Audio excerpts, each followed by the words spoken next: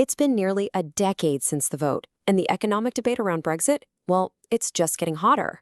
And you know what's really fanning the flames right now? One single, specific, and absolutely massive number. Yeah, 90 billion pounds. Let that sink in for a second. To give you some perspective, that's basically what the UK spends on its entire education system for a whole year. It's a staggering figure, right? So where on earth does a number like that come from? And that's the big question we're tackling today. We're going to really dig into this headline claim, look at the evidence that backs it up, but then we're going to flip the script and stress test the counterarguments. The goal? To figure out what is really going on with the British economy.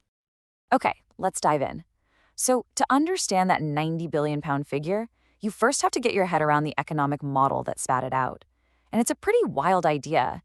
It's like building a ghost or a doppelganger of the UK. So a group of economists basically built a virtual UK, one that never left the EU. How'd they do it? Well, they created this doppelganger by blending together a bunch of other advanced economies. Think the US, Germany, places like that. The key thing is, the economic performance of this blended ghost UK almost perfectly matched the real UK's growth, right up until the 2016 vote. This gives them a perfect benchmark, a what-if scenario to measure the real UK against. And here's the result. It's pretty stark. The model suggests that the actual, real-world UK economy has lagged behind its doppelganger by about 5.5%. Now, if your economy is 5.5% smaller than it should have been, you lose a ton of tax revenue. And when you do the math on that lost revenue, boom, you land right around that 90 billion pound number. So that gap you see, that's it. That's the alleged cost of Brexit. Now, the model doesn't point to one big bang, one single catastrophic event. Instead, it describes it as a slow puncture in the economy. Think of a tire slowly losing air. And this is happening because of three things. First, you've got this freeze on investment, because businesses were just so uncertain about the future. Second, all the new border rules and red tape made trading goods way harder. And third, the end of freedom of movement led to some serious labor shortages in key parts of the economy. And out of those three things, that hit to investment is probably the most striking one. Honestly, it's the part of the story that almost nobody disputes.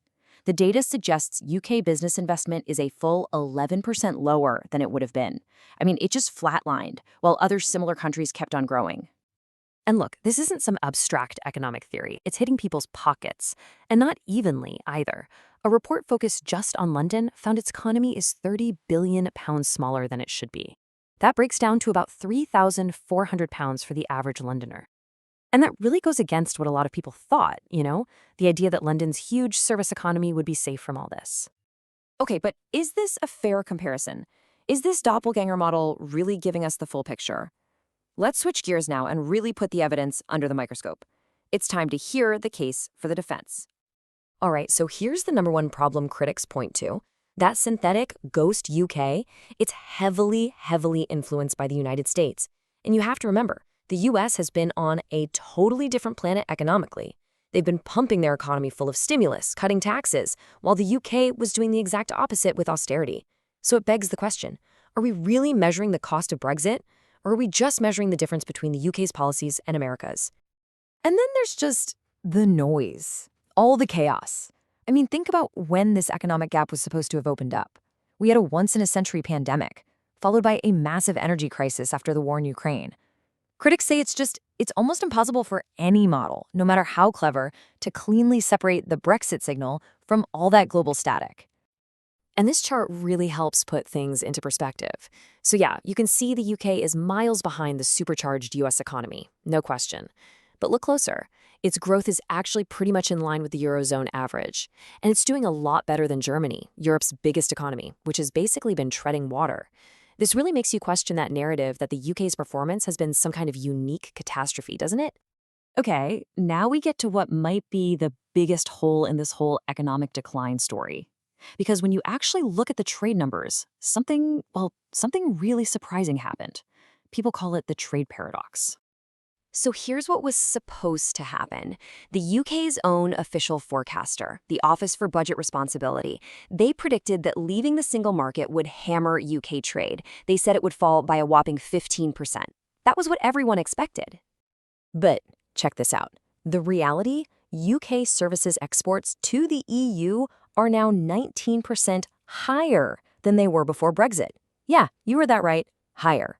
Now, trade in physical goods has definitely struggled with all the new paperwork, but the UK's biggest strength, its services sector, finance, consulting, creative stuff, it hasn't just survived, it's actually thriving. This completely flies in the face of the idea that the UK economy was just cut off at the knees. And this leads us perfectly into the other side of the coin, the long-term strategic case for Brexit. Proponents would say that judging it just on these early costs is like judging a massive home renovation by looking at the dust and rubble while the scaffolding is still up. The real argument, they say, is all about the future, the freedom to do things differently and gain a competitive edge. Let's take financial services, for example. Under the EU, there were these rules called Solvency UK that forced UK insurance companies to keep huge piles of cash just sitting there, which they argued was super inefficient. The UK's new version, Solvency UK, is designed specifically for the British market, and it's expected to free up over £100 billion of that capital. That's money that can now be invested in things like UK infrastructure and green energy. That's what you'd call a direct Brexit dividend. You see this philosophical split even more clearly with something like AI. The EU is going down the route of heavy regulation. Their big AI Act is all about caution and compliance. The UK, on the other hand, is deliberately taking a light touch approach. The whole idea is to attract the best and brightest in AI research and development. It's a clear strategic choice. The UK wants to be an agile innovation testbed, while the EU becomes the world's regulatory superpower. And it's the same story in biotech. The UK passed this Precision Breeding Act. That basically gives the green light to gene editing tech that's still pretty much off limits in the EU. So what does that mean? Well, it could position the UK to be a world leader in developing things we desperately need, like drought-resistant crops. In a world that's getting more and more worried about food security, that's a huge potential advantage. And finally, there's the big picture, the global pivot. When the UK joined that big Pacific trade bloc, the CPTPP, the goal wasn't to magically replace all the lost EU trade tomorrow. No, this is a long-term play. It's about plugging the UK into the fastest-growing part of the world economy. And crucially, for a tech-heavy economy like Britain's, it gives them a seat at the table with the world's most modern rules for digital trade. That's a huge deal. So, after all that, where are we? What's the verdict? Well, it's not simple. You have to balance two competing stories. On one side, you have the very real, very tangible costs that have already happened. And on the other, you have these potential long-term gains, which are still just that, potential. They haven't fully materialized yet. And when you look at the options for the future, you realize the path is pretty narrow. Ideas like a Norway-style deal to get back into the single market, or a Swiss model, politically, they're just not going to happen. Why? Because they'd mean the UK has to follow EU rules without having any say in them. They'd become a rule taker. And that completely defeats the whole purpose of Brexit in the first place. So realistically, that leaves pretty much one path, improving the current trade deal we have, a sort of TCA plus, while really doubling down on that global strategy. One of the sources we looked at for this explainer had this perfect metaphor for the whole thing. It said Brexit was like a high-risk leveraged buyout of the UK economy. The debt you take on, that's the trade friction, the short-term costs, is massive, and it's very, very real. But the asset you've bought, the equity, which is sovereignty and regulatory freedom, that could produce huge returns, but only if it's managed brilliantly. And that really is the final takeaway. The old ways of being tied to the EU, they're politically off the table now. So the debate really isn't about should we have done this anymore. The debate now is, can the UK actually execute on this new independent global strategy? Can they make it work well enough to justify the very high price they've already paid? Which leaves us with a pretty stark final question. With the path back now closed, is the only way out to push all the way through?